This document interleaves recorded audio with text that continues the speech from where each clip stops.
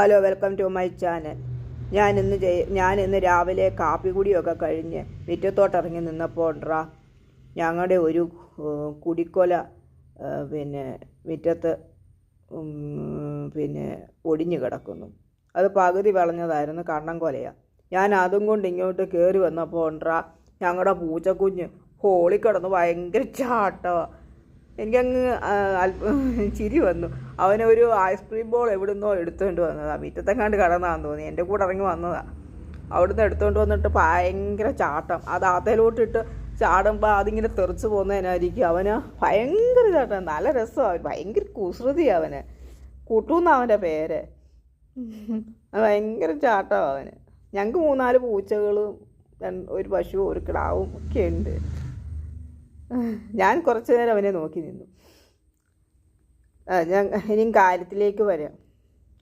ഞാനിത് തോരനോ മെഴുക്കുവരട്ടിയോ അവിയലിനൊക്കെ ഇടാനും ആണെങ്കിലും ഇതിനൊക്കെ നല്ലതാണ്. ഞാനതിൽ ഒരു പടൽ എടുത്തെന്നാൽ മെഴുക്കുവരട്ടി വെക്കാമെന്ന് വെച്ചു. നല്ലതാണല്ലോ, നല്ല ടേസ്റ്റാണ് അതിൽ മെഴുക്കുവരട്ടി വെക്കാനും. പകുതി വിളഞ്ഞ കണ്ണൻകൊല മെഴുക്കുവരട്ടി വെക്കാൻ നല്ലതാണ്. അതുപോലെ തോരൻ വെക്കാനും നല്ലതാണ് കേട്ടോ. നമ്മൾ അതിൻ്റെ കൂടെ ഒരു അച്ചാറും ഒരു പപ്പടവും ഒക്കെ ഉണ്ടെങ്കിലുണ്ടല്ലോ, നമുക്ക് ചോറുണ്ണാൻ നല്ലതാണ് സാധനം. ഞാനതിൻ്റെ തൊലി കളയുക, അതിൻ്റെ വരിപ്പ് ചെത്തിക്കളഞ്ഞാൽ മതി. ഞാനിതിൻ്റെ ഇച്ചിരിയൊക്കെ ഏറെ ചെത്തുന്നുണ്ട്. ഞാൻ ഇതിനകത്ത് കാണിക്കാൻ ആയതുകൊണ്ട് മാത്രമാണ് അത്രയും ചെത്തുന്നത്. അല്ലെ അത്രയും ചെത്തണ്ട, അതിൻ്റെ വരിപ്പ് മാത്രം. ഇതിൻ്റെ തൊലിക്ക് നല്ല ഗുണമാണ്. ഒത്തിരി വിളഞ്ഞതല്ലല്ലോ, അതുകൊണ്ട് ആ തൊലി നമുക്ക് ഉപയോഗപ്പെടുത്താവുന്നതാണ്. ഒത്തിരി അതിൻ്റെ വരിപ്പ് മാത്രം ചെത്തിയാൽ മതി. പിന്നെ തോലിങ്ങനെ പെതുക്കി അതിൻ്റെ മണ്ടയിലെ പീലിങ്ങനെ വലിച്ച് കളഞ്ഞാൽ മതി. അതാണ് നല്ലത്. പിന്നെ ഞാനത് ഏകദേശം ചെത്തി കഴിയാറായേ. 2 എണ്ണം കൂടെ ഉണ്ട്. ഇവിടെ ചെത്തിയിട്ട് അരിഞ്ഞെടുക്കാൻ പോവാം. 2 എണ്ണം ഞാൻ അരിയുന്നത് എങ്ങനെയാണെന്ന് കാണിച്ചും തരാം കേട്ടോ. മെഴുക്കുവരട്ടിക്ക് അരിയാൻ എല്ലാവർക്കും അറിയാം. പിന്നെ ഓരോരുത്തർക്കും ഓരോ രീതിയിലായിരിക്കുമല്ലോ അരിയുന്നത് എന്നുള്ള ഒരു ഇതേ ഉള്ളൂ. അല്ലാതെ നല്ലതാണ് കേട്ടോ. ഇതിൻ്റെ മെഴുക്കുവരട്ടി നല്ല ടേസ്റ്റുള്ളതാണ്. ഇതിന് ഒത്തിരി സാധനങ്ങളൊന്നും വേണ്ട. അല്പം മുളകും ഉപ്പും ഒരു പച്ചമുളകും ഒക്കെ ഉണ്ടെങ്കിലുണ്ടല്ലോ, അല്ല സൂപ്പർ ഒരു മെഴുക്കുവരട്ടി നമുക്ക് ഉണ്ടാക്കിയെടുക്കാം. അല്ലാതെ ആനകൂന സാധനമൊന്നും നമുക്ക് ഇതുപോലെ ഒരു വാഴയ്ക്ക മെഴുക്കുവരട്ടി വെക്കുന്നതിനൊന്നും വേണ്ട.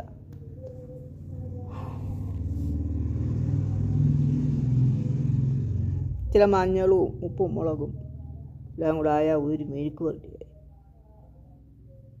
അതുപോലെ ശർക്കര വരട്ടി വെക്കാൻ ഇങ്ങനെയുള്ള കുടിക്കൊല കൊണ്ട് പറ്റും.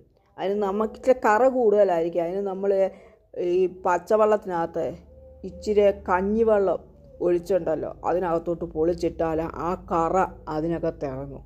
ഈ കഞ്ഞിവെള്ളം ഈ കറ കളയുക, നല്ലതാണ്. അത് മറ്റേ കായാണെങ്കിലും അങ്ങനെ പൊളിച്ചിട്ടാൽ നല്ലതാണ് കേട്ടോ, കുഴപ്പമൊന്നും വരത്തില്ല. ഞാൻ അരിവാണേ, 2 കാ ഞാൻ അരിഞ്ഞ് കാണിക്കാമെന്ന് വിചാരിച്ച് കാണിക്കുന്ന.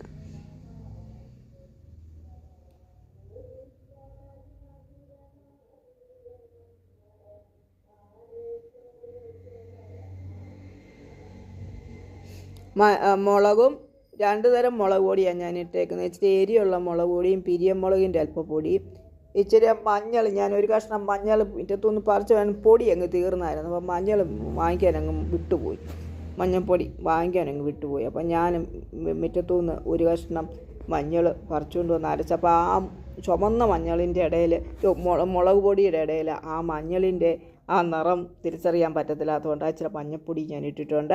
ഒരു പച്ചമുളകുണ്ട്, അതുപോലെ ഉപ്പ് എല്ലാം കൂടെ ചേർത്ത് തിരുമ്മി വെക്കുക.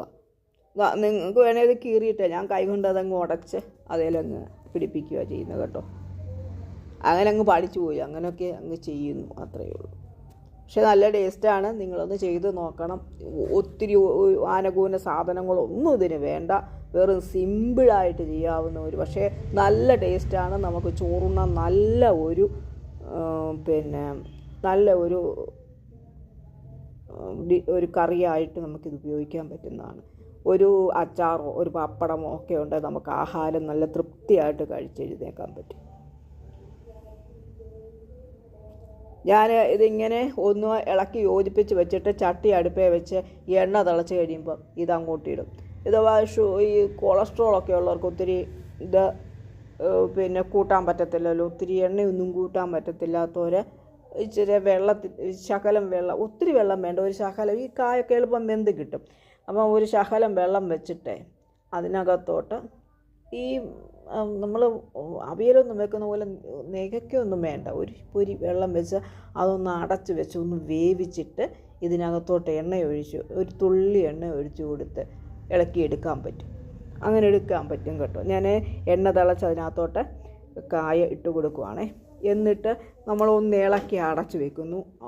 ഒരാവി പിന്നെ വരുമ്പോൾ ഒന്ന് ഇളക്കി തിരിച്ചിട്ടിട്ട് ഒന്നുകൂടെ അടച്ചെടുത്താലുണ്ടല്ലോ മെഴുക്ക് വരട്ടി റെഡിയാണ്. അതുപോലെ സിമ്മിലിട്ട് നിങ്ങൾ പെതുക്കെ വേവിക്കാൻ നോക്കുക. കാരണം ഇതൊന്ന് വെന്ത് കിട്ടണം. നമ്മൾ കായാണല്ലോ, ഇത്രയും കട്ടിയായിട്ട് അരിഞ്ഞേക്കുക, അല്ല പിന്നെ ചീകി അരിയണം. ഇതിപ്പം ഞാൻ ഇത്രയും കട്ടിയായിട്ട് അരിഞ്ഞിട്ടുണ്ട്. ഒന്ന് ആവി നന്നായിട്ട് ഒന്ന് വേകാൻ വേണ്ടി സിമ്മിലിട്ട് അതൊന്ന് വേവിക്കണം. അത് ശരിക്കും വേവും, നല്ല ടേസ്റ്റായി. നിങ്ങളൊന്ന് ചെയ്ത് നോക്കണം കേട്ടോ. അടച്ച് വെക്കുവാണേ. തുറന്നിളക്കുക കേട്ടോ. ഇളക്കി ഇതിപ്പം മുക്കാ വേവുമായിട്ടുണ്ട്. ഇതിനകത്തോട്ട് ഇച്ചിരി കരിവേപ്പില ഇട്ട് ഒന്നുകൂടെ അടച്ച് തിരിഞ്ഞ് കിടന്നതിന് ഒന്നുകൂടെ ഇപ്പുറം തിരിച്ചൊന്നിട്ട് ഒന്നുകൂടെ ഒന്ന് അടച്ച് കൊടുക്കുമ്പോഴത്തേന് ഇത് വേകും. പിന്നെ ചിക്കി ഇളക്കി ഇതിലെ ഇത് അങ്ങോട്ടും ഇങ്ങോട്ടും ഒട്ടിയിരിക്കുന്ന ആ സ്വഭാവം അങ്ങോട്ട് മാറ്റിയെടുത്താലുണ്ടല്ലോ അടിപൊളി ഒരു മെഴുക്ക് വരട്ടിയായി കഴിയും. ഞാനിതൊന്നും സ്പൂണ് കൊണ്ടോ ഒന്നുമല്ല, ഞാൻ എൻ്റെ ഒരു അളവനുസരിച്ച് നമുക്കറിയാം. ഒരു സാധനം എടുത്ത് എത്ര ഇതിട്ടാൽ ഇതിനകത്ത് പെരളുമെന്ന് നമുക്കൊരു ഉദ്ദേശം കാണുമല്ലോ. അങ്ങനെയാണ് ഞാൻ ചെയ്യുന്നത്. അതുകൊണ്ടാണ് ഞാൻ എൻ്റെ ഗ്രാമമൊന്നും എനിക്കതിനെ അങ്ങനെ ചെയ്ത് പഠിച്ചിട്ടില്ല, അതുകൊണ്ട് അറിയത്തില്ല അങ്ങനെ പറയാൻ. അതുകൊണ്ടാണ് അങ്ങനെ പറയാത്തത് കേട്ടോ.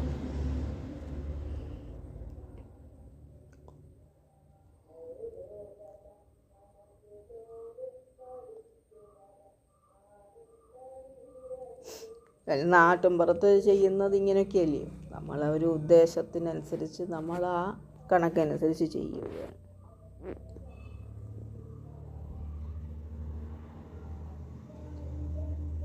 ഉണ്ടോ ചോറിൻ്റെ കൂടെ കൂട്ടാൻ അടിപൊളി ഒരു സാധനം ഇതറിയാമോ? ഒന്ന് ചെയ്ത് നോക്കാം. നിങ്ങൾക്ക് ഇഷ്ടപ്പെടുവാണെങ്കിൽ ലൈക്ക് ചെയ്യണം, ഷെയർ ചെയ്യണം, സബ്സ്ക്രൈബ് ചെയ്യണം. ഞങ്ങളെപ്പോലുള്ള സാധാരണക്കാരെ മുന്നോട്ട് വരാൻ നിങ്ങളെപ്പോലുള്ളവരുടെ പ്രോത്സാഹനമൊക്കെ വേണമല്ലോ. കിട്ടുമെന്ന് ഞാൻ വിശ്വസിക്കുന്നു.